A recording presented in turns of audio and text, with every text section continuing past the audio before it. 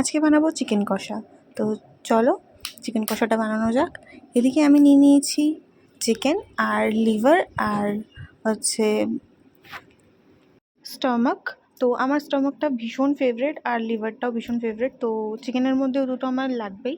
তো নিয়ে নিয়েছি আর এদিকে আমি একটু মশলার সাথে এটা মাখাবো, তারপরে আমি কড়াইতে দিই। আমি আগে থেকে মশলাটা কষাই না, বিকজ মশলাটা চিকেনের সাথে মাখিয়ে যেটা কড়াইতে দিলে আলাদাই একটা টেস্ট আসে। তো এদিকে আমি পেঁয়াজ দিয়ে দিয়েছি চিকেনের ভিতরে, এদিকে মশলাটা দিয়ে দিচ্ছি আর একে একে নুন, হলুদ, লঙ্কার গুঁড়ো, রেড চিলি পাউডার আর সব কিছুই দিয়ে দিয়েছি। নুন, অনেকে লবণ বলতে পারে, তো এগুলো সব মিক্স করে দিয়ে কড়াইতে দিয়ে দিয়েছি চিকেনটা। আর এদিকে চিকেন কষা রেডি। তো চলো, কে কে খেতে ভালোবাসো চিকেন কষা কমেন্টে জানিও। আর আমার তো ভীষণই ফেভারিট চিকেন কষা। টাটা।